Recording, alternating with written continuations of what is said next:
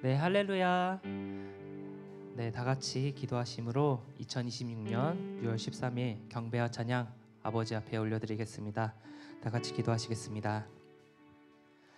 사랑과 은혜가 풍성하신 하나님 아버지, 오늘도 우리를 예배의 자리로 불러주시고 찬양으로 주님 앞에 나아가게 하시니 감사드립니다. 하나님, 한 주간을 돌아보면 감사한 순간도 있었지만 우리의 연약함을 고백할 수밖에 없는 시간도 정말 많았습니다. 우리가 마음으로는 주님을 사랑한다고 말하면서도 실제 삶에서는 염려와 분주함에 쉽게 흔들렸고 주님의 선하심보다 눈앞의 상황을 더 크게 바라보며 살았음을 이 시간 고백합니다.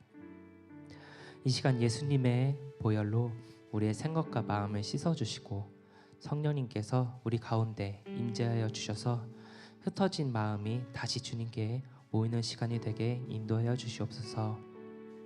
우리의 굳어진 마음은 부드럽게 하시고 우리의 지친 마음에는 새 힘을 주시며 우리의 무뎌진 영혼이 다시 주님의 사랑과 선하심을 깊이 느끼는 시간이 되게 하여 주시옵소서. 오늘 우리가 드리는 찬양이 단순한 노래가 아니라 믿음의 고백이 되기를 원합니다. 우리가 주의 사랑과 주의 선하심을 기억하게 하시고 어둠 가운데서도 우리를 비추시는 밝은 빛이 되시는 주님을 바라보게 하시며 모든 순간 속에서 감사와 찬양을 올려드리는 예배가 되게 하여 주시옵소서. 또한 다윗이 상하고 통회하는 마음으로 주님 앞에 나아갔던 것처럼 우리도 이 시간 정직한 마음으로 주님 앞에 서게 하시고 주님께서 우리 안에 정한 마음을 창조하시며 정직한 영을 새롭게 하여 주시옵소서. 우리의 시선이 사람이나 분위기에 머물지 않고 오직 하나님께 향하게 하시고 이 찬양의 시간을 통해 주님을 실제로 만나며 다시 주님께로 돌아오는 은혜의 시간이 되게 하여 주시옵소서. 우리의 구원자 되시는 주 예수 그리스도의 이름으로 감사 기도드렸습니다. 아멘.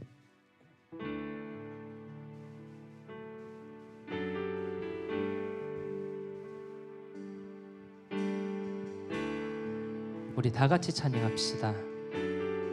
주의 사랑을, 주의 사랑을, 주의 선하심을, 주의 은혜를 생각해보라. 하늘보다도 더 높으신 아버지의 사랑 크고 놀랍네. 아버지 사랑 크고 놀랍네. 우리 다시 한번 찬양합시다. 주의 사랑을, 주의 사랑을, 주의 선하심을, 주의 은혜를 생각해보라. 하늘보다도 더 높으신 아버지의 사랑 크고 놀랍네. 아버지 사랑 크고 놀랍네. 내 어찌 그 사랑, 내 어찌 그 사랑 잊으리. 내 어찌 주의 긍휼 잊으리. 내 영혼의 모든 소원 만족시킬 하나님. 나 길을 잃고, 나 길을 잃고 헤맬 때 그 사랑 날 찾아 오셨네. 내 영혼의 모든 소원 만족시킬 하나님. 주의 사랑을, 주의 사랑을, 주의 선하심을 주의 은혜를 생각해보라. 하늘보다도 더 높으신 아버지의 사랑 크고 놀랍네. 아버지 사랑 크고 놀랍네. 우리 후렴으로 찬양합시다. 내 어찌 그 사랑, 내 어찌 그 사랑 잊으리. 내 어찌 주의 긍휼 잊으리. 내 영혼의 모든 소원 만족시키 하나님. 나 길을 잃고, 나 길을 잃고 헤맬 때 그 사랑 날 찾아 오셨네. 내 영혼의 모든 소원 만족시킨 하나님. 우리 후렴 다시 한번 찬양합시다. 나 어찌 그 사랑, 나 어찌 그 사랑 잊으리. 내 어찌 주의 긍휼 잊으리. 내 영혼의 모든 소원 만족시킨 하나님. 나 길을 잃고, 나 길을 잃고 헤맬 때 그 사랑 날 찾아 오셨네. 내 영혼의 모든 소원 만족시킨 하나님. 주의 사랑을, 주의 사랑을 주의 선하심을 주의 은혜를 생각해보라. 하늘보다도 더 높으신 아버지의 사랑 크고 놀랍네. 아버지 사랑 크고 놀랍네.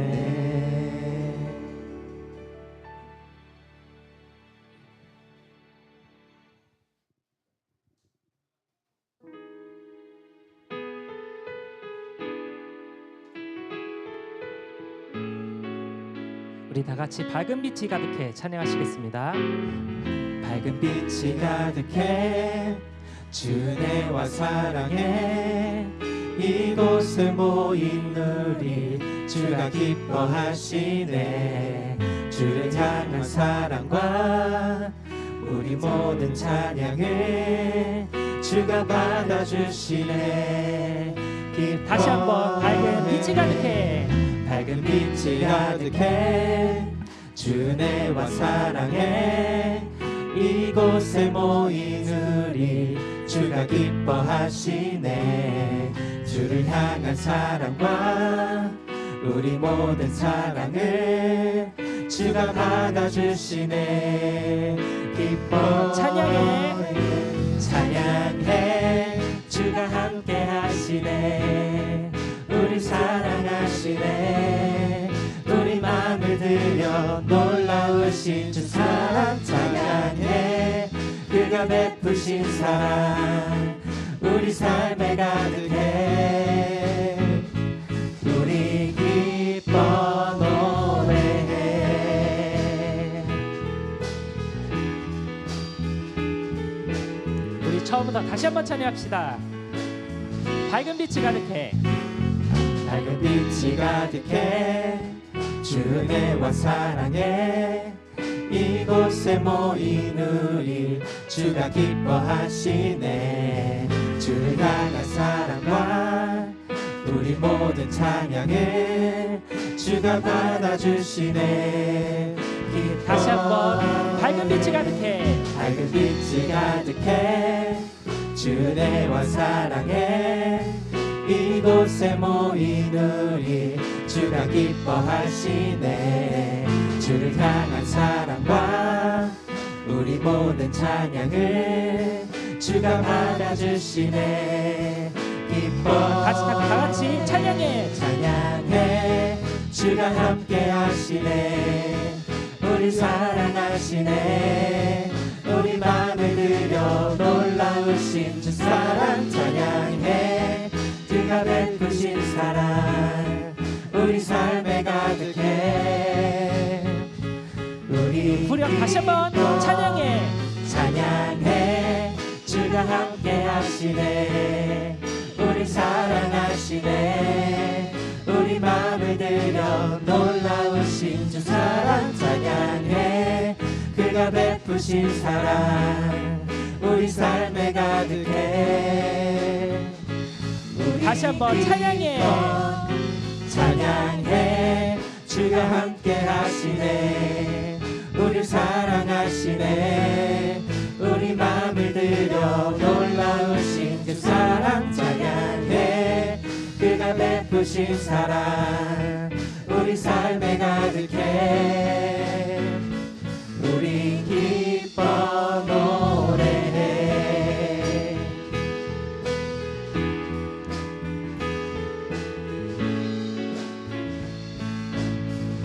다 같이 하나님 아버지 앞에 영광의 박수 보내시겠습니다.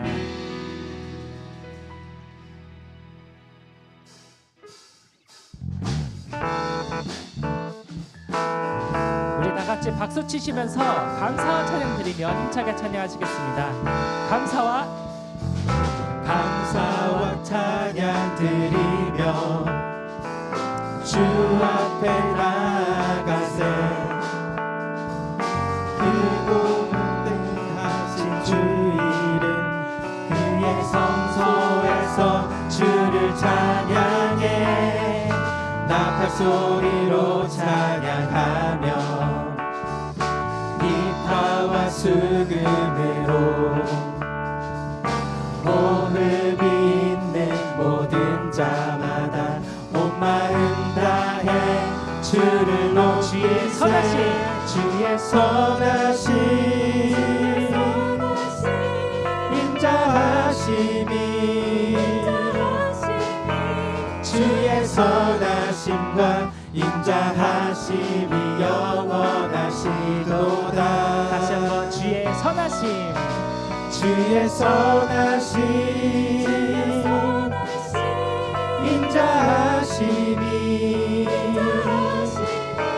주의 선하심과 인자하심이 영원하시도다. 우리 2절로 찬양합시다. 예수 하나님 예수 하나님 독생자 만유의 창조주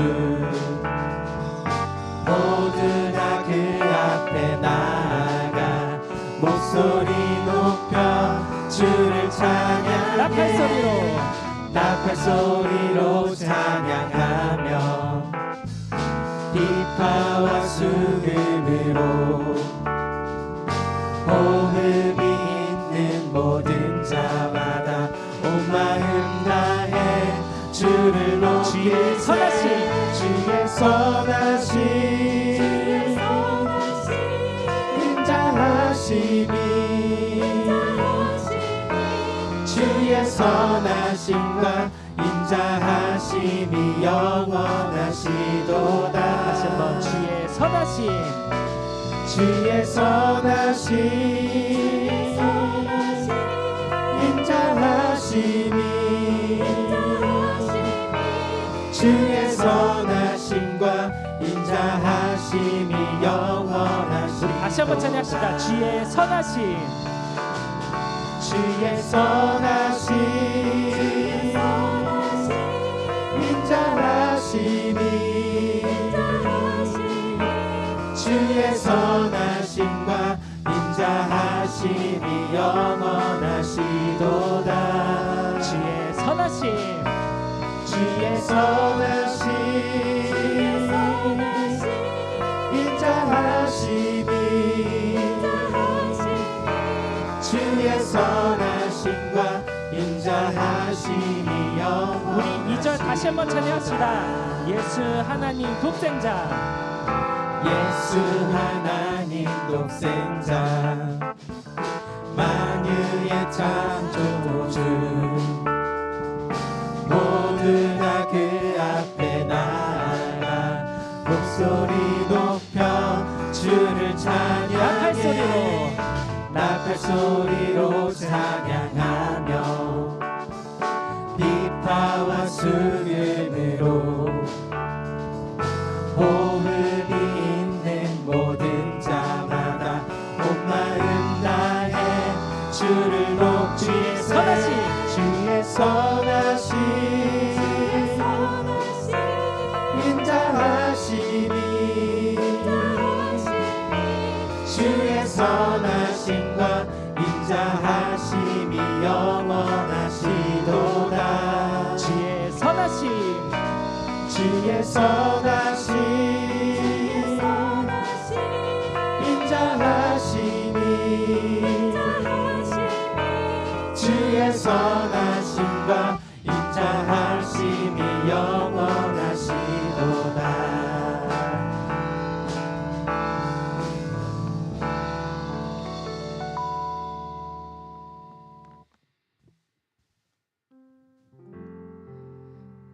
네, 이제 마지막 두 곡의 찬양 같이 부르시고 통성으로 기도하는 시간 갖도록 하겠습니다. 오늘은 2026년 6월 13일입니다. 어느새 한 해의 절반을 지나가고 있는데요.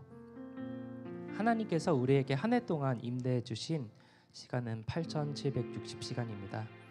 그렇다면 그중 절반인 약 4,380시간이 이미 우리 손을 떠나 흘러갔습니다. 우리 잠시 돌아보며 그동안 지나간 그 절반의 시간을 우리는 어떤 마음가짐으로 살아왔는지 고민해 보았으면 좋겠습니다. 이 시간들은 주님 앞에서 깨어있는 시간이었습니까?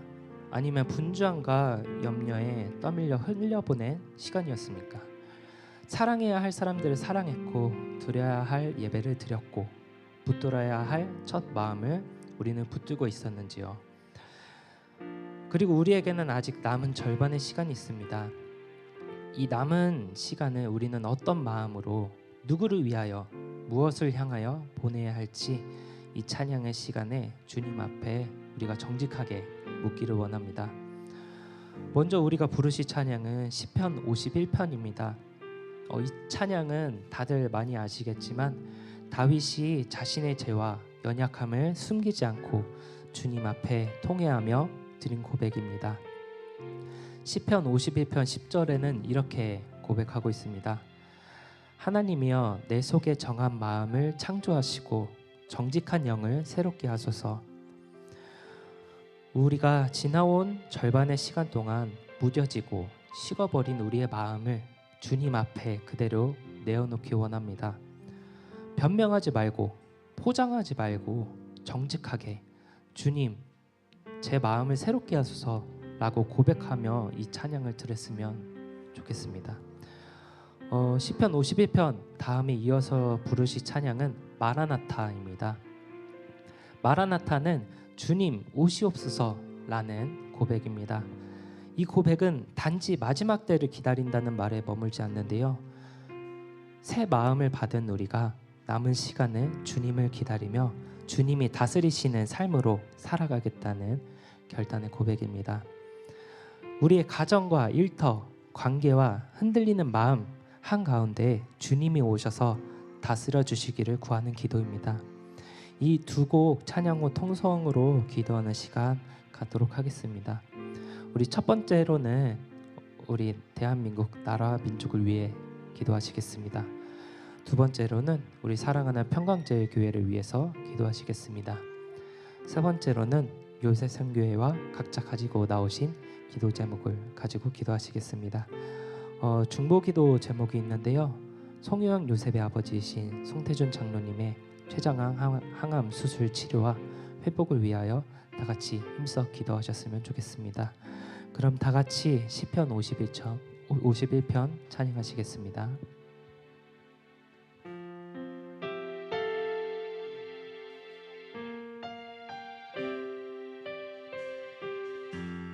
우리 가사 생각하시면서 믿음으로 고백합시다. 하나님이시여,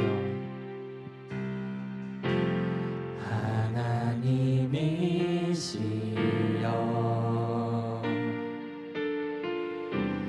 나의 모든 죄를 도말하소서. 주의 자비를 좇아 내 죄악을 깨끗이 씻기소서.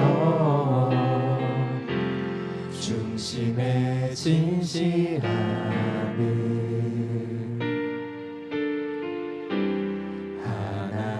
하나님께서 원하시오니 무든한 나의 속에 당신의 지혜를 알게 하소서. 하나님이시여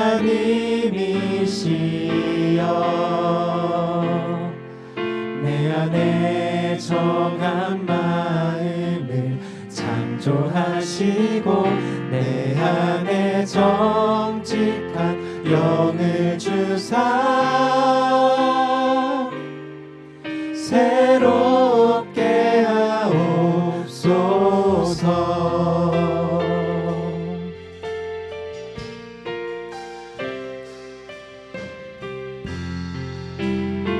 우리 다 같이 처음으로 고백합시다. 하나님이시여, 하나님이시여 나의 모든 죄를 도말하소서. 주의 자비를 좇아 내 죄악을 깨끗이 씻기소서. 중심의 진실함을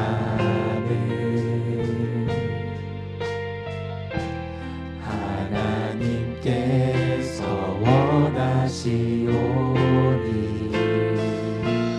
무든한 나의 속에 당신의 지혜를 알게 하소서.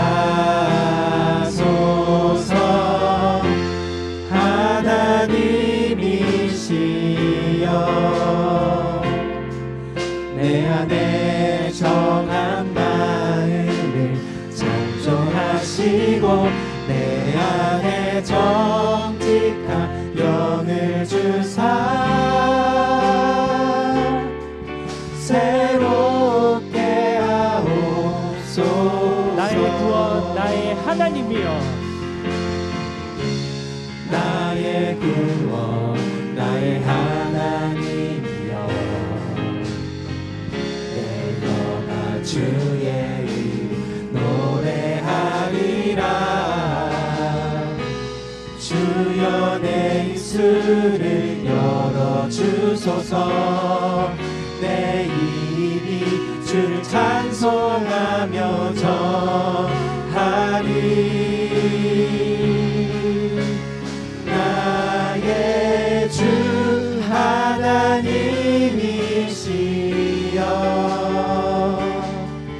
내 안에 정한 마음을 창조하시고 내 안에 정직한 영을 주사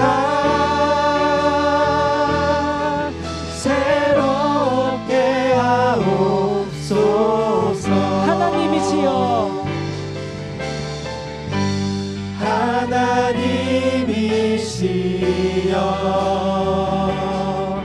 나를 웃을 조로 정결케 주시고 구원의 구원의 즐거움을 내게 회복시키소서. 다 같이 찬양합시다. 마라나타 마라나타 마라나타 마라나타 아멘. 주 예수여 오시옵소서.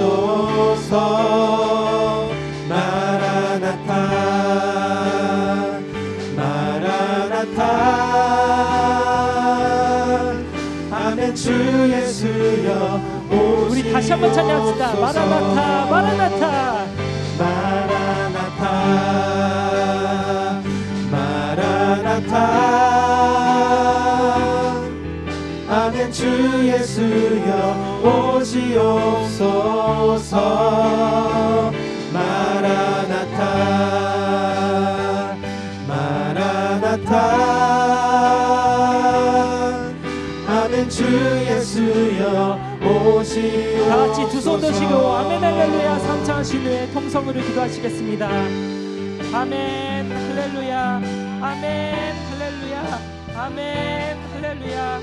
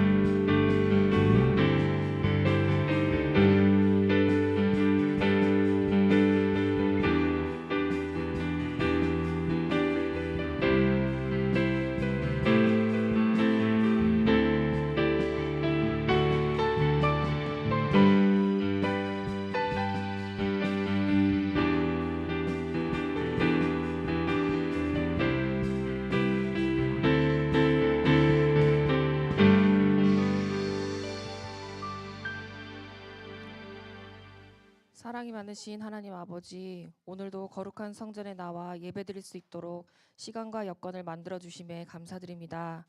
일주일 동안 치열한 세상 속에서 눈동자같이 보호하여 주시고 건강을 지켜주심 또한 감사드립니다. 하오나 나약한 저희들 살면서 하나님을 우선으로 생각하지 못하고 그저 매일 살아가기에만 노력했던 모습을 이 시간 내어놓습니다. 긍휼의 마음으로 용서하여 주시옵소서. 마지막 구속사의 말씀을 맡기신 이 대한민국, 상식의 선에서 벗어난 일들이 일어나고 그 틈을 타 나라를 어지럽게 하는 세력들이 난무하고 있는 가운데 있습니다. 저희들이 먼저 나라를 걸머쥐고 기도할 수 있도록 해주시고, 이 또한 하나님의 뜻대로 해결되어 마지막 때에 말씀이 전파되는 장자의 나라가 될 수 있도록 역사하여 주시옵소서. 평강제일교회를 위하여 기도합니다.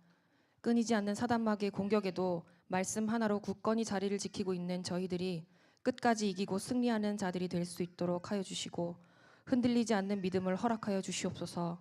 많은 법적 문제들이 하나님이 정하신 때에 정하신 방법으로 해결될 것을 믿고 있습니다. 기도의 등불이 끊어지지 않게 붙들어 주시옵소서. 요셉을 위해 기도합니다. 먼저 두 분의 교육자분 영육간의 강건함을 허락하여 주시옵시고, 영권 목회 승리하는 삶을 살 수 있게 해주시옵소서. 특별히 김병철 목사님 허리 디스크 수술로 인하여 회복 단계에 있는 가운데 있습니다. 말씀의 광선으로 아픈 곳이 다 씻음받고 강건하여져서 더욱 힘있게 사역하실 수 있도록 해주시옵소서. 어느덧 임기 마무리를 향해 달려가고 있는 32대 임원단이 있습니다. 하나님 보시기에 너무나 부족한 종들이었지만 유종의 미를 거두어 하나님께 잘했다 칭찬받을 수 있는 임원단 되게 하여 주시옵소서. 교회의 몸과 마음이 아프신 분들, 회복 단계에 계신 분들이 많이 계십니다. 특별히 송태준 장로님의 계속되는 항암 치료 가운데서도 하나님 함께 해주셔서 체력이 떨어지지 않게 해주시고 굳건한 믿음으로 병마와의 싸움에서 승리하실 수 있는 장로님 되게 하여 주시옵소서. 일주일 동안 기도로 준비한 여수른 성가대 찬양을 하나님 홀로 영광 받아 주시고 저희들에게는 은혜가 되는 찬양이 되게 하여 주시옵소서. 전도사님 말씀 선포하실 때 성대가 가라지 않게 하여 주시고 말씀으로 저희의 모든 문제들이 해결받고 일주일 동안 살아가는데 큰 힘이 되게 하여 주시옵소서. 각자 가지고 나온 기도 제목들이 많이 있습니다. 먼저 그 나라와 그 의를 구함으로 생각지도 못했던 하나님의 역사하심을 체험하게 해주시고 하나님과 더 가까워질 수 있는 요셉 회원들 될 수 있게 역사해 주시옵소서. 부족한 종의 입술로 아뢰오나 아뢰지 못한 것까지 다 이뤄주실 것을 믿사옵고 사랑이 많으신 예수님의 이름으로 감사드렸사옵나이다. 아멘.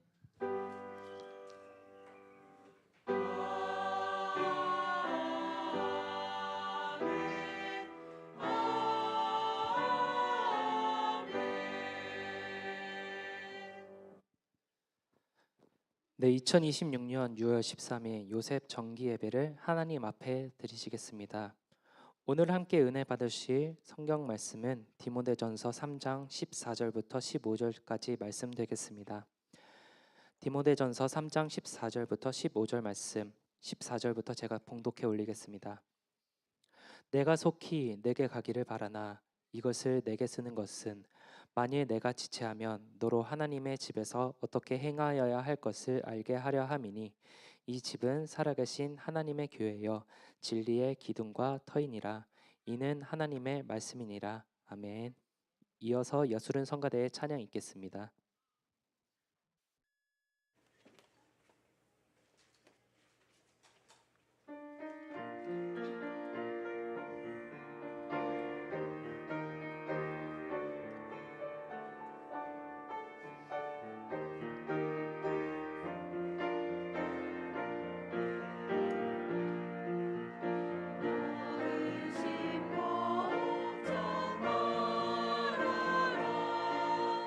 주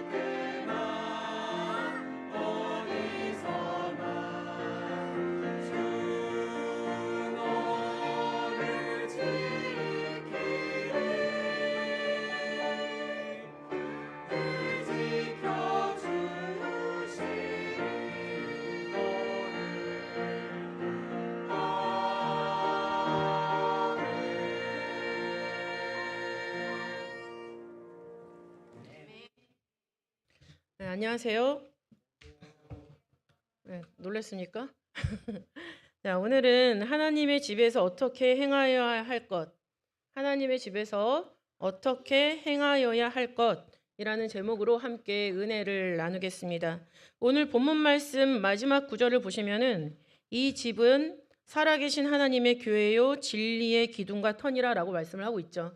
그래서 그 하나님의 집에서 우리가 어떻게 행하여야 하는지 다시 한번 생각을 해보면서 우리가 지금까지 해왔던 것들을 다시 반추해보고 또 회개할 것이 떠오른다면 그거에 대해서 철저하게 회개하고 또 앞으로 우리는 이런 것을 실천해야 되겠다라고 다짐하는 시간이 됐으면 좋겠습니다. 먼저 첫 번째로 하나님의 집에 대해서 생각을 해볼 건데요. 하나님의 집은 살아계신 하나님의 교회 그리고 진리의 기둥과 터라고 말씀을 하고 있어요. 당연히 하나님의 집은 지금 이 오늘날에 이르면은 교회죠.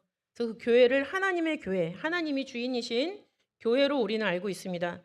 그리고 그것을 보다 구체적으로 설명하고 있는 말씀이 진리의 기둥 그리고 터라고 말씀을 하고 있죠.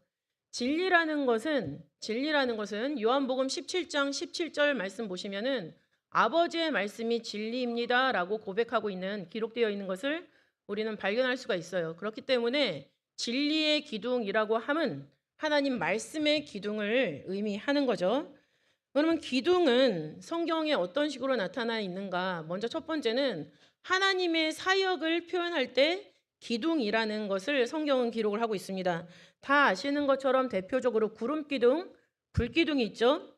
그래서 느헤미야 9장 12절 말씀 보시면은 구름 기둥으로 인도하시고 밤에는 불 기둥으로 그 행할 길을 비추셨다. 해서 하나님은 구름 기둥, 불 기둥으로 이스라엘 백성들을 인도하셨다는 것을 성경을 통해 알 수 있습니다. 또 그 기둥 가운데서 하나님이 말씀도 선포하셨죠. 시편 99편 7절 말씀에는 여호와께서 구름 기둥에서 저희에게 말씀하시니 저희가 그 주신 증거와 율례를 지켰도다 이렇게 말씀을 하고 있어요. 그래서 기둥이라고 했을 때는 우리가 생각하기 빠른 구름 기둥이라고 했을 때 하나님은 그 구름 기둥을 통해서 이스라엘을 인도하셨고 또 하나님의 말씀을 선포하셨다. 이것을 우리는 기억을 해야 됩니다. 그리고 기둥이라는 것은 두 번째로 하나님의 사역자들을 기둥이라고 표현을 하죠. 하나님이 직접 기둥을 통해서 역사하시는 것도 있지만 기둥을 세우셔서 그 사람들을 통해서 일을 하신다는 의미가 되겠습니다. 그래서 사무엘상 2장 8절 말씀 보시면은 땅의 기둥들은 여호와의 것이라 여호와께서 세계를 그 위에 세우셨도다 이렇게 말씀하고 있죠. 그래서 땅에 있는 기둥, 이 집안이라는 게 있잖아요. 이 집안 아래에 받치고 있는 힘이 있는데 그 힘을 땅의 기둥이라고 하는 것도 있지만 이 땅에서 일하는 하나님의 사역자들, 그들을 하나님의 기둥으로 말씀을 하시면서 그 하나님의 사역자들 위에 하나님의 세계를 펼치실 것을 사무엘상 2장 8절에서는 이렇게 설명을 하고 있는 거죠. 그리고 갈라디아서 2장 9절 말씀 보시면 기둥같이 여기는 야고보와 게바와 요한이라는 표현이 나오죠. 예수님의 12제자들이 사도로 역사를 할 때 그 사도들에 대해서 기둥이라는 표현으로 비유를 하고 있습니다. 그리고 시편 75편 3절 말씀 보시면 땅의 기둥은 내가 세웠거니와 땅과 그 모든 거민이 소멸되리라 이렇게 말씀을 하고 계시는데 이것은 땅에 사는 모든 것들이 다 흔들린다 할지라도 하나님이 세우신 기둥, 하나님이 세우신 사역자는 절대로 흔들리지 않고 끝까지 남아있는다. 이 말씀을 해주고 계시는 거죠.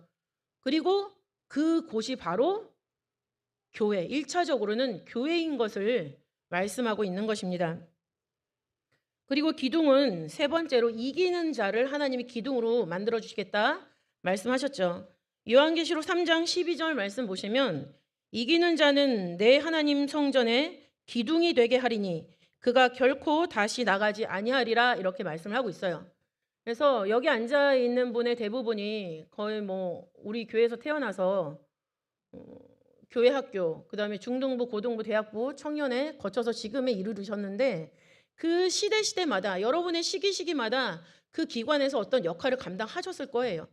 그리고 그 역할을 감당하는 것이 계속 연속적으로 일어나서 지금 우리 요셉 성교회를 거쳐서 그다음에 이제 남성교회 또는 여성교회를 가시고 그러면은 교회를 위해서 확실한 역할 하나를 감당을 하셔야 되는데 그 역할을 끊임없이 감당해 나가는 사람이 마지막 때 이기는 사람이 되는 거예요. 그리고 그것을 하나님이 생각해 주셔서 성전의 기둥으로 삼아 주시고 무슨 일이 있어도 다시 나가지 않도록 지켜 주신다는 얘기죠.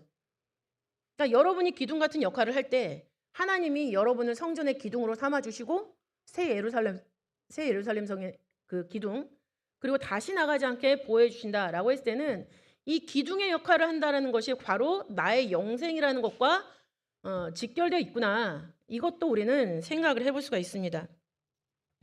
그러면 터는 무엇인가? 진리의 기둥과 터라고 했는데 터는 무엇인가라고 했을 때 터는 로마서 15장 20절 말씀에서 이렇게 기록을 하고 있죠. 또 내가 그리스도의 이름을 부르는 곳에는 복음을 전하지 않기로 힘썼노니 이는 남의 터 위에 건축하지 아니하려 함이라 라는 말씀이 있어요. 이거는 사도 바울이 뭐냐면 이미 예수님을 영접하고 예수님을 주로 시인하는 장소가 있어요. 믿음이 형성된 터란 얘기죠. 그 터에는 다시 내가 가서 말씀을 증거하지 않겠다라고 말씀을 하시는 거예요. 왜냐하면 이미 예수님을 구주로 시인하는 터기 때문에 믿음의 터가 완성이 됐다는 거죠. 그러니까는 그 터 위에 내가 숟가락 얹는 그런 행동은 하지 않고 내가 새롭게 예수님을 모르는 장소 가서 예수님을 증거하고 거기서 믿음의 터를 만들겠다라는 그 다짐을 사도 바울이 하고 있는 거죠. 그래서 여기서 터라고 했을 때 이 터는 무슨 터냐? 믿음의 터죠. 믿음의 터. 믿음의 터는 이 공동체 교회, 우리 교회가 자리하고 있는 이 장소도 믿음의 터지만 중요한 것은 뭐냐면 우리 마음 각자에게 형성된 믿음의 터예요. 여기 인원들이 우리 요셉 회원들이 앉아 계시는데 여기 계신 인원수대로 그 믿음의 터가 하나님한테 확인이 되면 요셉 성교회는 그야말로 하나님이 원하시는 믿음의 터 위에 성립된 기관이죠. 근데 여기에 있는 누군가는 믿음의 터가 만들어지지 않았어요. 그렇다면 하나님이 보실 때 요셉 성교회는 불완전한 믿음의 터예요. 그렇기 때문에 우리 요셉 성교회가 확실한 믿음의 터, 견고한 믿음의 터를 만들려면 우리 각자의 마음이 확실한 믿음의 터를 만들어 놔야 된다라는 거죠. 그렇지 않으면 항상 불완전하고 항상 불안 요소가 있고 항상 하나님 보실 때는 걱정거리가 되는 그런 요셉 성교회가 될 수밖에 없습니다. 그렇게 되지 않게 해서는 우리가 믿음의 터를 확실해야 된다. 그리고 이것은 우리한테만 주어졌던 게 아니라 이미 이 땅에 와서 하나님 말씀에 충성하고 갔었던 많은 믿음의 선진들에 대해서도 그 터를 하나님이 기억하심을 성경은 기록을 하고 있습니다. 에베소서 2장 20절 보시면 너희는 사도들과 선지자들의 터 위에 세우심을 입은 자라 라고 말씀하고 있죠. 지금 우리가 믿음의 터 위에 서 있는 사람들이에요. 그럼 우리가 어떤 믿음의 터 위에 서 있냐? 옛날에 성경에 기록된 아브라함과 다윗의 자손 예수 그리스도의 세계라라는 거에 다 포함이 돼 있죠. 노아의 의로움, 아브라함의 믿음, 이삭의 순종, 야곱의 행함, 그리고 그 모든 결실로 나타난 요셉. 그로부터 우리 교회로 친다면 원로 목사님의 진짜 피땀 눈물이 다 쏟아진 그 믿음의 터, 그리고 그 당시에 원로 목사님과 함께 우리나라 전국 방방곡곡을 걸어서 전도했던 옆에 계신 여운초 목사님, 또 여러 진짜 권사님들, 장로님들, 옛날에는 우둘투둘한 돌밭에 앉아서 3시간, 4시간을 불평 한마디 없이 성경 공부를 했어요. 그런 믿음의 전도와 말씀에 대한 집중력, 그걸로 세워진 우리 교회라는 거죠. 그 터 위에서 지금 여러분들이 신앙생활하고 있는 거예요. 근데 그거를 생각하지 않고 마치 우리 교회는 원래 이랬던 것처럼 어떤 내가 그 위에 더해야 되는 노력 없이 그냥 나는 이 상태에서 내가 누리기만 하면 된다, 내가 할 것만 하면 된다 라는 이기적인 그런 생각으로 한다면 아무리 훌륭한 터가 있어도 그 위에 우리가 세워지지 못한다는 얘기예요. 기억할 것은 우리는 많은 선지자들과 믿음의 선진들의 그 눈물과 피와 노력 위에 지금 우리가 그 길을 이어서 가고 있다는 것을 생각을 해야 되는 것입니다.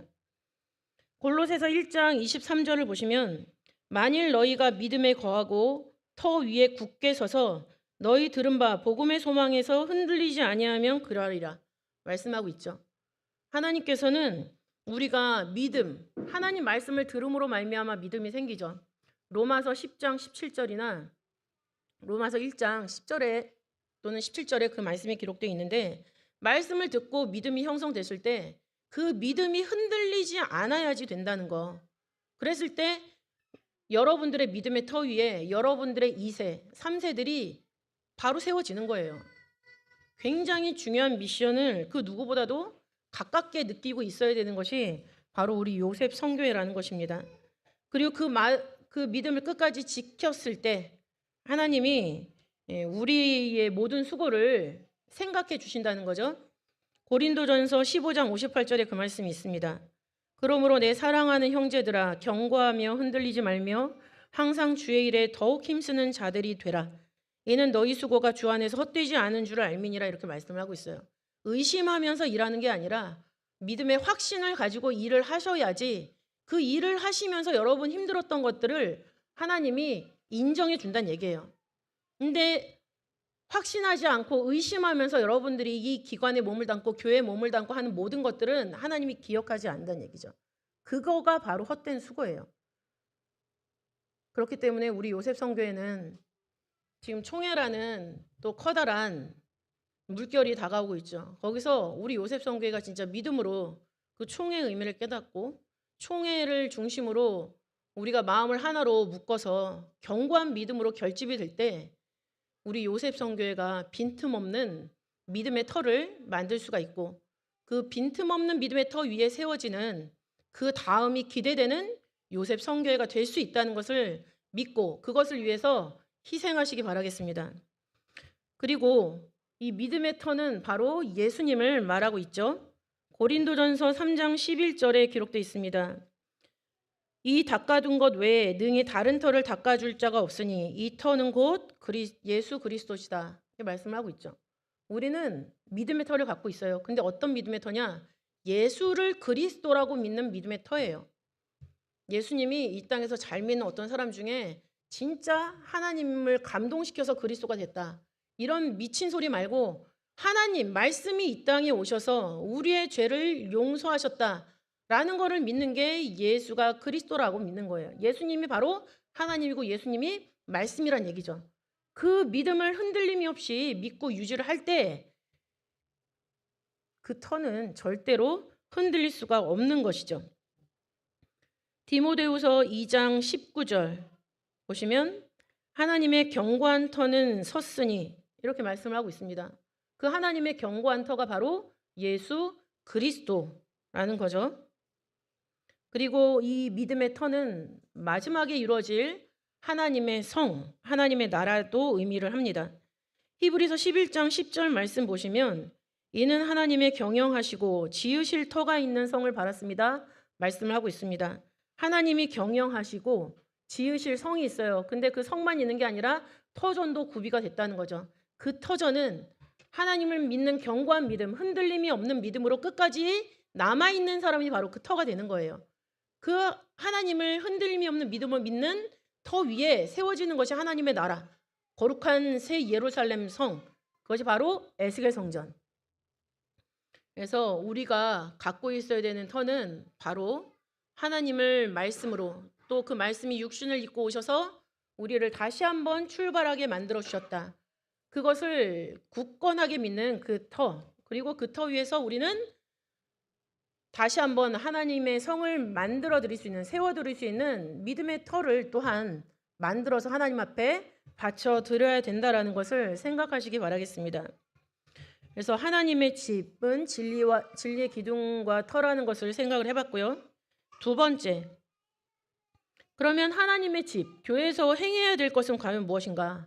하나님의 집에서 행해야 할 것은 무엇인가? 이것을 보겠습니다. 디모데전서 3장 전체에 굉장히 많은 이야기들이 나와 있지만 그 중에서 몇 가지만 생각을 해볼 건데요. 먼저 첫 번째, 깨끗한 양심에 믿음의 비밀을 가져야 합니다. 교회를 다닌다면 마음이 깨끗한 양심이 있어야 되겠죠. 깨끗한 양심이 있어야 되는데 그 양심에 뭐가 있어야 됩니까? 믿음의 비밀이 있어야 돼요. 그럼 양심이 깨끗하다는 것이 무엇인가? 어떻게 깨끗해질 수가 있는가?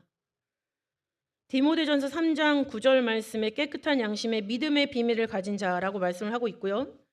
시편 111편 9절, 119편 9절, 시편 119편 9절 말씀을 보시면은 청년이 무엇으로 그 행실을 깨끗게 하리이까? 주의 말씀을 따라 삼갈 것이니이다. 이렇게 말씀을 하고 있습니다. 우리의 양심이 깨끗하게 되는 방법은 말씀을 따라서 삼가는 것. 하나님의 말씀을 따라서 삼간다라는 것은 뭐냐면 주의 집중한다는 얘기예요.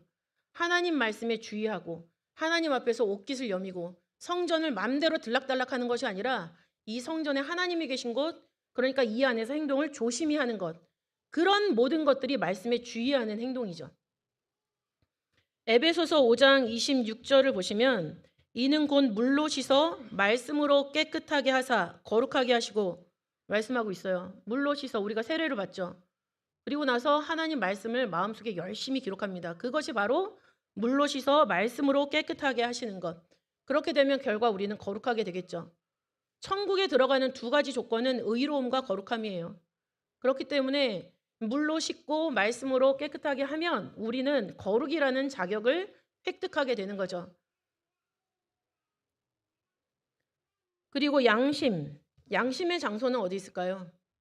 내 마음에 양심이 있죠. 근데 성경은 그 마음에 성령이 있어야 될 것을 말씀하시면서 양심의 장소는 바로 성령 안에 있다. 기록을 하고 있습니다. 로마서 9장 1절 말씀이죠. 내게 큰 근심이 있는 것과 마음에 그치지 않는 고통이 있는 것을 내 양심이 성령 안에서 나로 더불어 증거하노니 이렇게 말씀을 하고 있어요. 우리의 양심이 어디 있다고 기록되어 있어요? 성령 안에. 성령은 하나님의 말씀이죠. 그러니까 우리의 양심은 하나님 말씀 안에 있기 때문에 양심이 내 편이 아니라 하나님 편이란 얘기예요. 그리고 그 양심이 말씀으로 계속 나를 자극을 하기 때문에 내가 어떤 상황에서 번민하고 고민에 빠지는 거는 그 성령 안에서 부르짖는 양심이랑 내가 지금 맞닥뜨려서 내가 하고 싶은 거랑 충돌하기 때문이에요. 그럼 충돌하는 순간에 어떻게 해야지 그 문제, 번민이 사라질까요? 내가 하고 싶은 걸 딱 접을 때 그 번민이 사라지는 거예요. 두려움과 막막함이 있을 수 있어요. 그러나 내가 원하는 것을 딱 접고 말씀, 성령 안에 있는 내 양심이 충동하는 대로 했을 때 그 이후에 나한테 벌어지는 그것은 어마어마한 하나님께 대한 체험, 확실해지는 믿음. 그다음에 교회 다니는 게 재밌고 믿음 생활하는 게 재밌고, 아 내가 이렇게 하니까 하나님 이렇게 해주시네, 더 해볼까? 그럼 하나님 나한테 어떤 걸 해주실까라는 기대감, 이런 것들이 생긴다는 거예요. 근데 그거를 도전하지 않고 불안함을 좇아서 잠깐 양심은 덮어놓고 내가 원하는, 내가 생각하는 방법대로 한다라고 했을 때는 하나님을 체험할 수 있는 기회가 상실되는 거예요. 근데 이거를 제가 항상 드리는 말씀이지만 40세 되기 전에 이거를 클린하셔야 돼요. 클리어하셔야 돼요. 클리어. 이런 거를 한번 체험하지 않고 40이 넘어갔다. 그러면은 젊었을 때 도전해서 내가 그걸 깨닫는 것보다 훨씬 더 힘들어진 상황에서 그걸 겪게 돼요. 이거는 제가 50살이 넘어서 여러분한테 드릴 수 있는 권면이에요.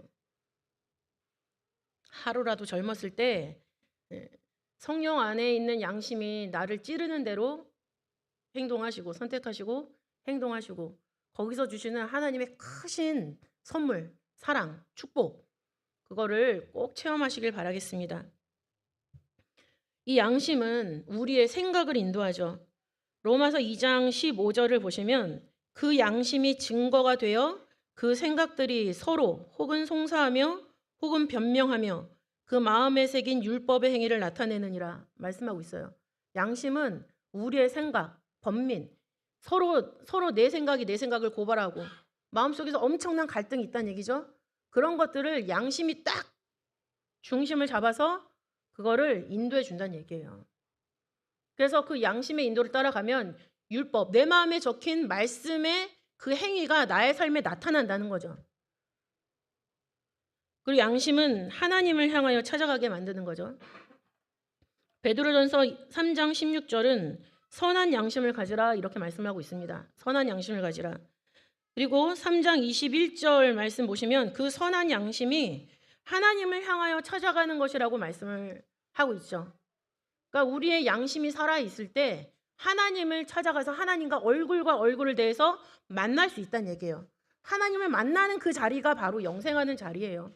그러니까 영생이라는 거는 우리가 지금의 삶 속에서 실천해서 이루는 것이지 신앙생활 따로 나중에 이걸 합산해가지고 결산을 해가지고 너는 영생 아니야 이렇게 결정되는 게 아니에요. 지금의 내 행동이 영생을 결정짓는다라고 생각을 하셔야 돼요.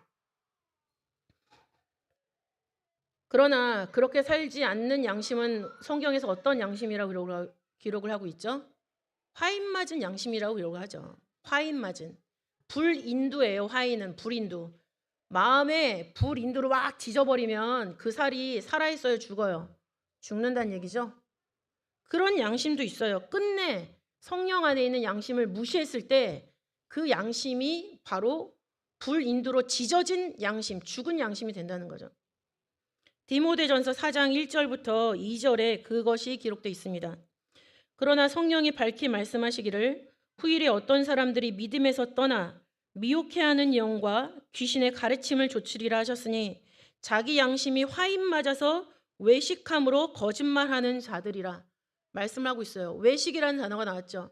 그렇기 때문에 화인 맞은 양심이 하나님 믿지 않는 사람들에 대해서 기록된 말씀이 아니라는 거예요.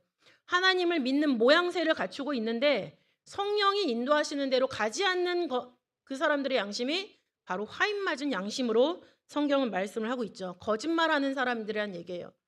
자기 마음속에 있는 생각을 자기 입으로 얘기할 줄 모르는 사람.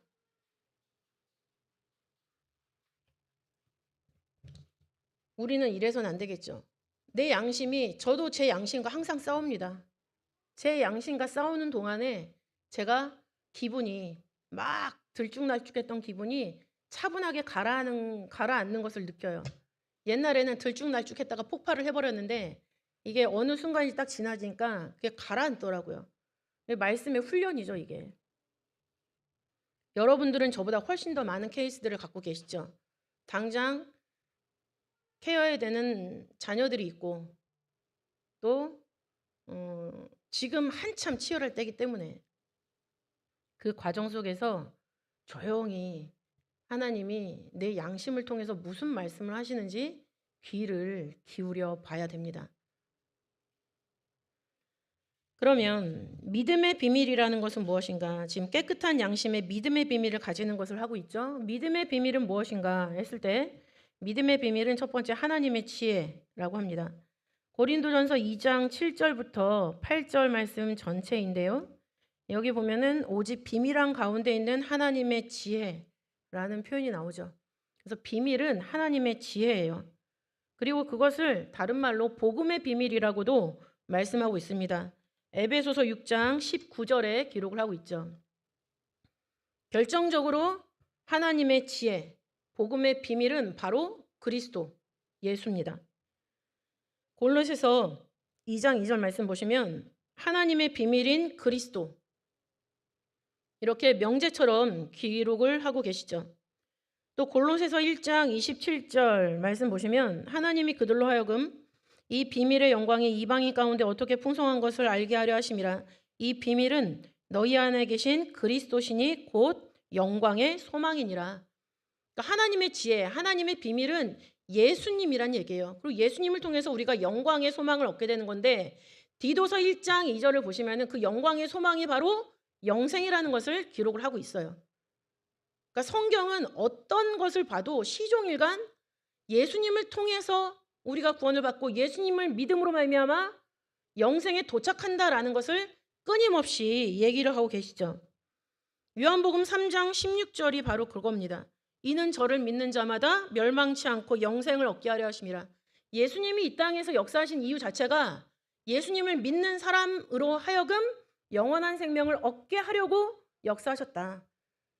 그러니까 교회 왜 다니세요 하면 여러분 뭐라고 대답해야 돼요? 영생하기 위해서 교회 다닌다라고 말씀하셔야 돼요. 그거가 입이 부끄럽거나 어색하거나 그러면 안 돼요.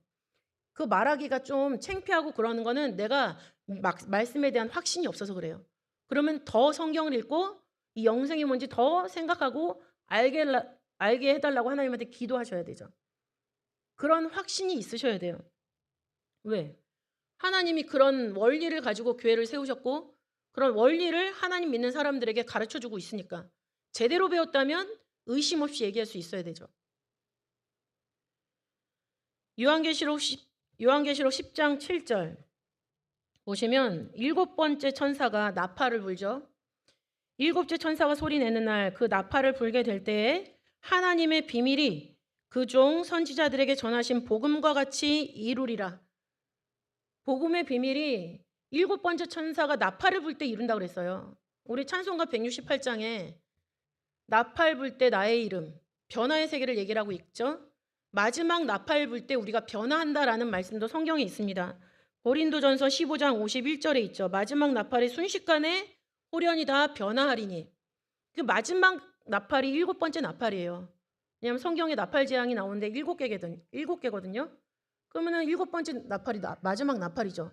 그때 하나님의 사람들과 하나님의 사람이 아닌 사람들이 딱 갈라져요. 그리고 나서 7가지의 대접 재앙은 하나님 믿지 않는 사람들한테 쏟아지는 거죠. 하나님 믿는 사람한테는 7가지의 대접 재앙, 마지막 재앙에 해당이 안 돼요. 근데 그거 가름하는 순간이 언제냐? 7번째 천사가 7번째 나팔을 불 때. 그때 하나님의 비밀이 이루어지는데 그 비밀이 뭐냐? 예수님을 믿는 사람은 영생한다는 거예요. 그러니까 마지막 나팔에 우리가 호련히 다 변화한다라고 얘기를 하고 있는 거죠. 그 비밀을 알고 신앙생활을 하셔야 돼요. 그래서 하나님의 집에서 행해야 될 것, 첫 번째는 깨끗한 양심의 믿음의 비밀을 가지는 것. 두 번째는 우리가 이것을 깨달았으면 가르쳐야 되겠죠. 가르치는 것도 하나님의 집에서 행해야 될 거예요. 디모데전서 3장 2절 말씀이죠. 3장 2절 말씀은 가르치기를 잘해야 된다 이렇게 말씀을 하고 있습니다. 그리고 이 사람은 하나님의 비밀을 맡은 자죠. 예수님을 믿으면 영생한다라는 비밀을 갖고 있는 사람이에요. 고린도전서 4장 1절부터 2절에 우리를 하나님의 비밀을 맡은 자로 설명을 하고 있습니다. 그리고 사도행전 11장 26절 말씀을 보시면은 바나바와 바울이 안디옥 교회에 1년간 모여 있어서 큰 무리를 가르쳤다 이렇게 말씀을 하고 있죠. 또 마태복음 28장 20절 말씀은 예수님이 승천하시면서 우리에게 하나님의 말씀, 복음을 가르쳐 지키게 해라 라고 명령하셨어요. 가르쳐서 지키게 해라. 가르치는 목적이 뭐예요? 지키게 하기 위해서 가르치는 거예요. 여러분 자녀 이제 성장하면 여러분 자녀들한테 구구단 가르치잖아요. 구구단 왜 가르쳐요? 그 다음에 그걸 통해서 곱셈 공식을 해야 되고 인수분해를 해야 되고 그다음에 삶에서 뭔가 계산하는 거에 밀리면 안 되니까 가르치는 거잖아요. 그걸 써먹게 하려고 가르치는 거죠. 하나님 말씀 왜 가르쳐요? 하나님 말씀을 써먹게 해야 되는 거예요. 써먹는다는 얘기는 뭐냐면 그 말씀을 내가 지켜나가는 거죠. 디모데전서 4장 13절 말씀 보시면 내가 이를 때까지 읽는 것과 권하는 것과 가르치는 것에 창념하라 말씀하고 있어요. 가르치는 일에 창념하라. 창념은 고수하라는 얘기예요. 무슨 일이 있어도 지켜. 이런 말 있죠. 그러니까 내가 하나님 말씀을 깨달았어. 그 깨달은 말씀을 누구한테 가르쳐야 돼요. 그거는 무슨 일이 있어도 꼭 해야 되는 일이야. 이 말씀을 지금 우리한테 명령으로 해주시는 거예요. 그리고 세 번째, 무엇을 행해야 할 것인가? 하나님의 집에서 모든 일에 충성해야 된다는 것을 말씀하고 있습니다. 디모데전서 3장 11절이죠.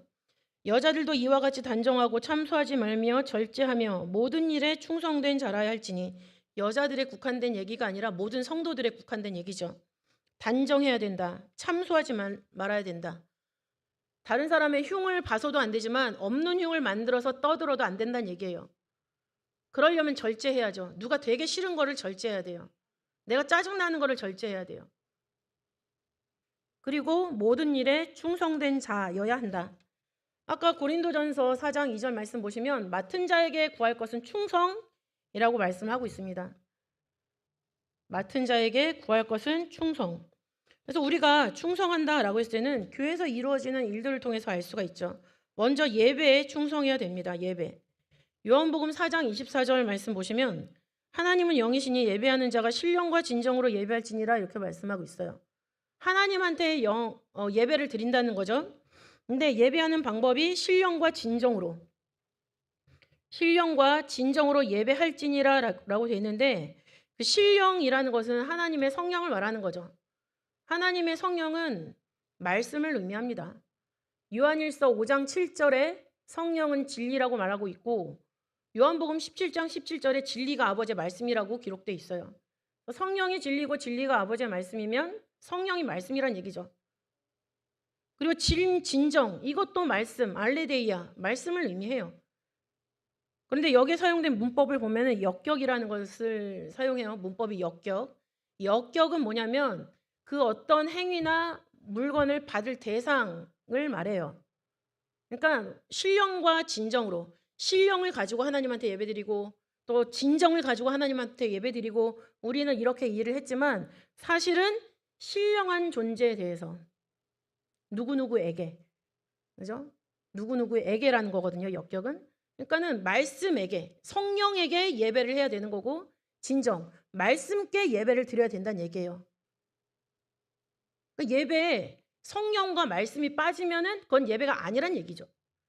그리고 예배할지니라라고 했는데 그 할지니라 그 헬라어의 뜻은 그렇게 할 의무가 있다는 뜻이죠. 예배는 성도의 권리이자 의무예요. 자기가 의무를 선택하거나 제한할 수 없어요. 우리는 그냥 무조건 하나님 앞에 예배를 드려야 돼요. 말씀을 가지고. 그것이 예배의 충성된 모습으로 예배를 드린 사람의 모습이죠. 베드로전서 2장 5절에서도 하나님이 기쁘게 받으실 신령한 제사를 드릴 거룩한 제사장이 될지니라 말씀하고 있어요. 우리들이 하나님 앞에 신령한 제사를 드릴 신령한 제사장으로서 앞에 앉아 있어라 이렇게 얘기를 하고 계시는 거죠. 그 다음에 기도 순서가 있죠. 우리 예배 시간에는 기도도 역시 하나님이 들으시기 때문에 하는 거예요. 예배 시간에. 역대하 7장 15절 16절 솔로몬 성전 봉헌한 다음에 하나님이 응답하시는 말씀이신데 그 성전에서 하는 기도에 내가 눈을 들고 귀를 기울이리니 이렇게 말씀하고 있어요. 그러면서 그 성전에 나의 마음이 있고 귀가 있고 눈이 있다 말씀하고 계시는 거죠. 옛날에는 지금 예루살렘 성전 저렇게 이쁘게 지어져 있는데 옛날에는 그냥 막사 그대로 사용을 했거든요. 그때 저도 그때 헵시바 시절도 거기서 기도를 했고 제가 그루터기일 때도 거기서 기도를 했어요. 마음이 굉장히 퍽퍽할 때 그냥 찾게 되는 성전이 예루살렘 성전이었고 그때는 오픈돼 있었고 그다음에 거기는 성도님들이 다 마음이 너무 힘들고 괴로울 때 누구나 다 거기서 기도를 하셨었어요. 그래서 들어가 보면은 기도하시는 분이 기본 10분 이상 항상 계셨어요. 밤새고 기도하는 분들도 계셨죠. 어디서나 기도해도 되는 거지만은 왜 굳이 성전을 찾았을까요? 하나님의 마음과 눈이 머물러 있고 이곳에서 하는 기도에 응답하시다고 했기 때문에. 그래서 여러분들이 토요일 날 주일 날 교회 나와서 이 성전에 먼저 도착해서 눈 감고 머리를 숙일 때 하나님이 그 사람한테 집중한다는 얘기예요. 그리고 그 기도를 받으시는 거죠. 그거가 충성된 모습이에요.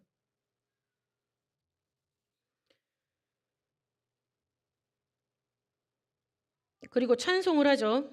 찬송 역시 시편 119편 12절, 또 욥기 1장 21절, 로마서 9장 5절을 보시면 찬송을 받으실 하나님, 찬송은 하나님이 받으시는 거라고 기록을 하고 있습니다.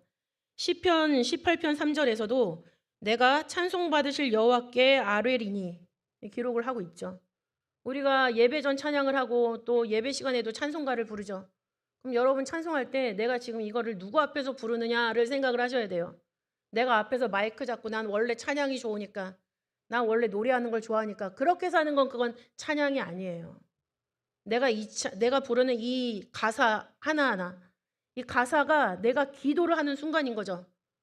근데 그거를 전체적으로 이끌어가는 것뿐이죠. 앞에 선 사람들은. 그러려면 이 앞에 앉아 있는 사람들의 마음을 다 인도하는 인도자의 마음은 얼마나 말씀으로 준비를 하고 얼마나 하나님이랑 초점이 맞아 있어야 될까요? 그래야지 그 찬양이 하나님 받으시는 찬양이고 예배 전 찬양으로서 예배를 준비하게 만드는 그런 찬양이라는 거예요. 근데 가사의 내용이 뭘 의미하는지도 모르고 기억나는 건 음만 기억이 나요. 그건 찬양이 아니에요. 하나님이 뭘 받으시겠어요? 하나님이 뭐 음악 수업 하십니까? 음악을 창조하신 분이신데. 그 다음 무엇을 해야 되냐? 충성스러운 모습으로 뭘 해야 되냐? 봉사와 헌신을 해야죠. 베드로전서 4장 10절 말씀 보시면 각각 은사를 받은 대로 하나님의 각양 은혜를 맡은 선한 청지기 같이 서로 봉사하라 이렇게 말씀을 하고 있어요. 서로 봉사하라. 은사를 받은 대로. 그리고 빌립보서 3장 3절 말씀에도 하나님의 성령으로 봉사하며 이렇게 기록을 하고 있죠. 우리가 충성된 모습으로 하나님 앞에 봉사하는 것은 내가 하나님을 믿기 때문에 하나님이 주신 은혜를 받아서 내가 봉사를 하는 거지 내가 이거 할 수 있는 기능이 뛰어나서 하는 게 아니에요. 기능이 있기 때문에 하는 건 회사예요. 여러분이 갖춘 기능을 가지고 회사를 선택해서 거기 가서 그 기능을 발휘하시잖아요. 그건 회사죠. 근데 이 교회에서 하는 일은 하나님이 주신 은혜를 받아서 하나님께 주신 것에 내가 감사해서 뭐라도 좀 하나님한테 하고 싶어가지고 하는 거. 그리고 그거를 더 완전하게 만들어 달라고 기도하면서 하는 거. 그게 진짜 충성된 봉사와 헌신이죠.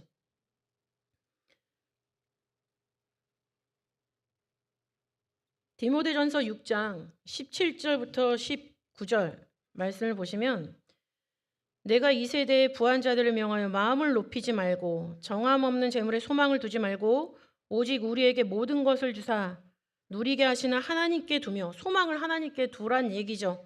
그러면서 선한 일을 행하고 선한 사업에 부하고 나눠주기를 좋아하고 동정하는 자가 되게 하라. 이렇게 헌신과 봉사를 쌓아 나가면 장래에 우리를 위해서 좋은 터를 쌓아주시고 참된 생명을 얻게 하신다 이렇게 기록을 하고 있어요. 우리의 봉사와 헌신은 내가 저 봉사 안 하는 다른 사람보다 기가 약하기 때문에 내가 봉사하는 게 아니에요. 하나님을 너무 사랑하기 때문에 내가 다른 사람 밑에 나가서도 봉사를 하는 거고 억울한 소리를 들어도 내가 참을 줄을 아는 거고 그 다음에 딱 살피다가 저거 해야 되는데 근데 저거 하는 사람이 미처 못하고 있는데 할 수 없는 상황이네. 그럼 조용히 그 일을 커버해 주는 거. 그렇게 했을 때 하나님이 그 사람을 참된 생명으로 인도해 주신다는 거죠. 이게 성령 안에서 하는 헌신과 봉사예요. 우리 평강제일교회 설립자이신 박윤심 원로 목사님께서 생각하시는 교회는 어떤 교인이었냐 이렇게 말씀하셨어요. 교회 교적부에 이름만 있으면 교인이 아니다. 우리 교회는 교회 출석하고 교회 나와서 열심히 헌신 봉사하는 자라야 우리는 교인으로 취급한다. 이런 사람이 성도다. 이렇게 말씀하셨어요. 이렇게 말씀하신 그 터 위에 이렇게 살아오셨고 그 터 위에 지금 우리 교회가 성립돼 있어요. 그러면 우리가 뭐라고 하나님 예배 허투루 드리고 기도도 하는 동 마는 동 하고 찬송도 그냥 흥얼거리고 헌신 봉사도 그냥 내가 할 수 있는 만큼만 제한적으로 하고 어떻게 이룰 수가 있어요? 그럴 수가 없는 거죠. 하나님이 우리에 대해서 전부를 다 쏟아주셨어요. 하나님이 전부를 쏟아주셨고 그 마음을 이어받아서 원로 목사님이 우리 교회에 전부를 쏟아서 이 정도 읽어놓으신 거예요. 그럼 이 다음을 우리가 전부를 쏟아서 읽어나가야 되는 거예요. 그렇게 해야지 진짜 어른이 되는 거예요.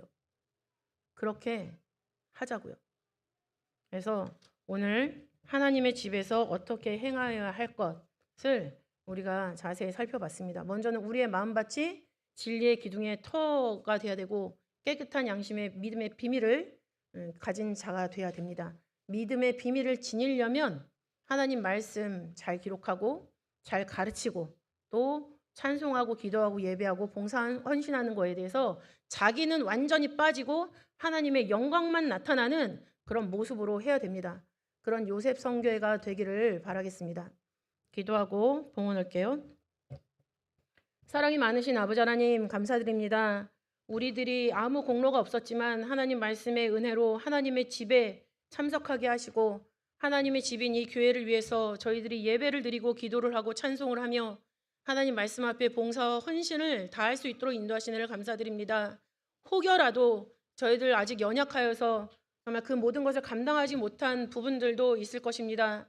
아버지, 그것이 무엇인지 하나님 서운하게 했던 그 순간을 저희들 기억해내서 하나님 앞에 철저하게 회개하고 회개한 부분만큼은 다시 죄를 저지르지 아니하고 하나님을 기쁘시게 하는 믿음과 충성의 아버지 정말 열심을 보일 수 있도록 인도하시고 역사하여 주시옵소서. 아버지, 우리가 잘해야지 우리의 후손들이, 우리의 자녀들이 아버지 더욱더 든든해진 믿음의 터에 하나님이 원하시는 믿음의 모습으로 아버지 성립되어 갈 줄 믿습니다. 아버지, 그것을 생각하는 마음을 항상 갖도록 인도하여 주셔서 저희들의 모든 시간이 하나님이 배제된 시간이 하나도 나타나지 않도록 붙잡아 주시고 항상 하나님과 동행함으로 말미암아 아버지께서 체험하게 해주시고 더욱더 믿게 하시고 흔들리지 않게 해주시고 마침내 하나님 나라에 다시 나가지 않는 아버지 말씀의 기둥으로 삼아 주시옵소서. 아버지, 주신 말씀에 감사하여 봉헌합니다. 저희들의 봉헌이 아버지 습관처럼 드리는 것이 아니라 믿음으로 저희들의 믿음을 고백하는 봉헌이 되게 하시고 이 봉헌을 통해서 요셉 선교회가 말씀의 뜻을 향하여서 한 걸음 전진하는 역사로 나타날 수 있도록 인도하여 주시옵소서. 감사드리오며 사랑이 많으신 예수님 이름으로 감사 기도 올리옵나이다. 아멘. 네, 크신 은혜 받으셨습니다. 다 같이 찬송가 397장 1절, 3절 부르시면서 봉헌하시겠습니다.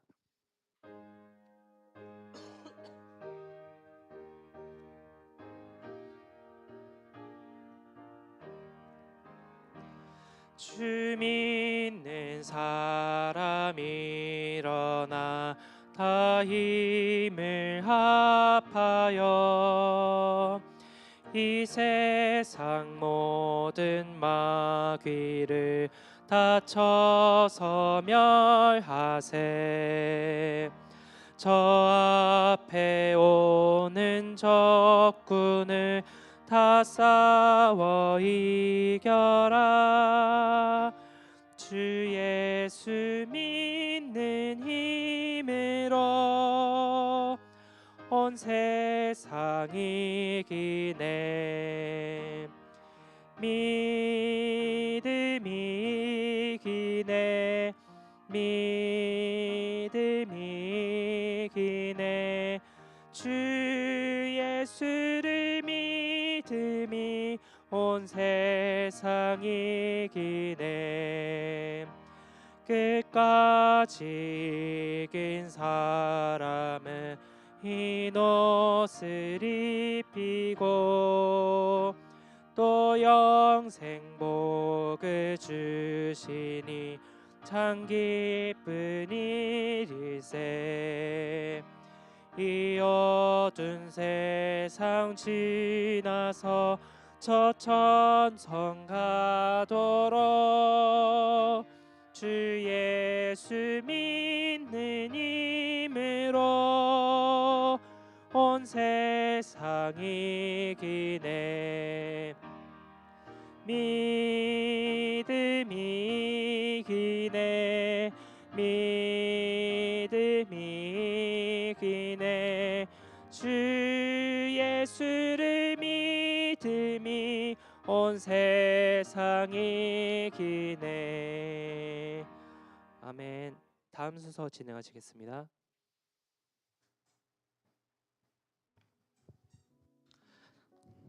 네, 안녕하십니까. 요셉선교회 회장 이영석입니다.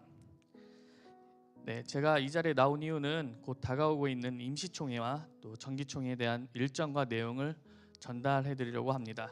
화면을 참고하시면 감사하겠습니다. 먼저 요셉선교회 제9조 정기총회 내용입니다. 요셉선교회 정기총회는 매년 9월 첫 번째 정기 예배 시 개최되는 것을 원칙으로 한다. 회장은 정기총회 개최일로부터 일주 전까지 모든 정회원에게 총회 안건 및 일정 등에 관한 사항을 적절한 방법으로 통지해야 한다. 제2항의 통지는 회장이 요셉선교회 정기 예배 시 광고하는 방법으로 가름할 수 있다. 제 10조 임시총회 내용입니다. 회장은 총회 개최가 필요한 경우 총회 개최일로부터 일주 전까지 모든 정회원에게 요셉성교회 임시총회 개최 통지 후 임시총회를 개최할 수 있다. 제1항의 통지는 회장이 요셉성교회 정기예배에서 광고하는 방법으로 가름할 수 있다. 임시총회 및 정기총회 일정입니다. 6월 20일 다음 주입니다. 회장, 부회장 추천을 진행을 합니다.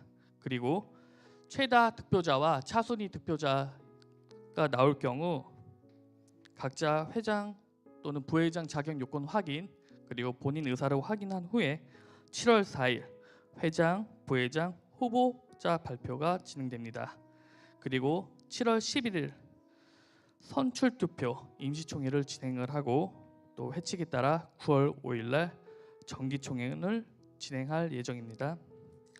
제11조 선거관리위원회에 대한 내용입니다.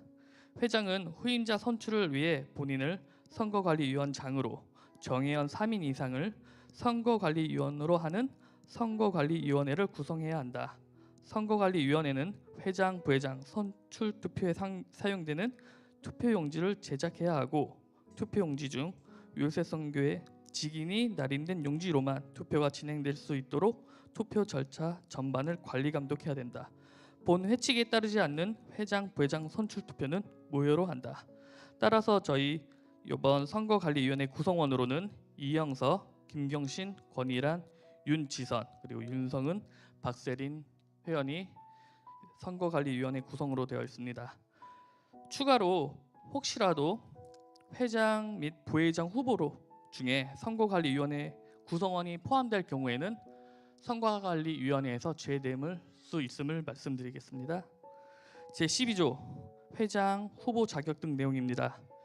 회장 후보는 평강제일교회 세례교인자 정회원으로서 6개월 이상 요셉성교회 정기예배에 출석한 자, 회장 후보 추천일 기준으로 11조는 최근 3년간, 절기연금 및 회비는 최근 1년간을 완납한 자, 끝으로 요셉성교회 정회원으로부터 추천된 자입니다.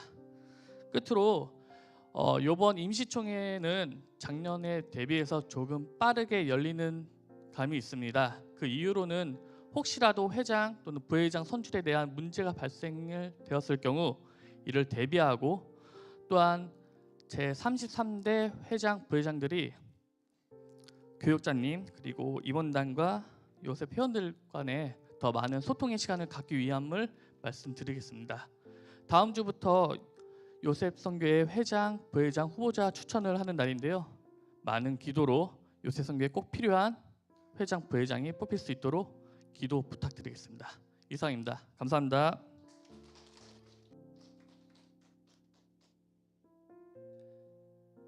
네, 2026년 6월 13일 요셉 선교회 공지사항입니다. 먼저 예배 안내입니다. 요셉 정기 예배를 토요일 오후 2시 30분부터 드려지며 구속사 성경 공부는 주일 오후 1시 30분부터 진행됩니다. 또한 화요 브런치 모임이 매주 화요일 오전 11시 로이스 성전에서 진행됩니다. 두 번째, 로사추 운영 안내입니다. 로사추는 6월 14일까지만 운영할 예정입니다. 착오 없으시기 바랍니다. 세 번째로 임시총회 일정 안내입니다. 6월 20일 날 회장과 부회장 후보를 추천하고 2주 후 7월 4일 날 후보 발표를 한 후에 7월 10일 날 선출 투표를 진행할 예정입니다. 많은 관심과 기도 부탁드립니다. 마지막으로 6월 청소 담당 안내입니다. 3월 성전 청소는 토요일 정기예배 후에 88또래와 92또래가 맡아주시겠습니다. 로이스 성전 청소는 주일 점심 식사 후에 석주용, 이강, 박명숙, 김현선, 요셉이 맡아주시겠습니다. 남자 화장실은 송효영, 김영호, 요셉이, 여자 화장실은 윤성은, 이은진, 요셉이 맡아주시겠습니다. 추가로 이번에 새신랑 되신 석주영 요셉께서 답례품을 준비했습니다. 돌아가실 때 답례품 받아가시면 되겠습니다. 특별한 광고 없으시면 다 같이 주기도문으로 예배 순서 마치시겠습니다. 주기도문 하시겠습니다. 하늘에 계신 우리 아버지여 이름이 거룩히 여김을 받으시오며 나라의 마으시며 뜻이 하늘에 주같이 땅에 이루어지리라. 오늘날 우리에게 일용하시 주옵시고 우리가 우리에게 죄진 자에서 준 것 같이 우리의 죄를 사주옵시고 우리를 심해지게 마시고 다만 에게서 구하옵소서. 내게 나라 권세의 영광이 앞지 영원히 있사옵나이다. 아멘.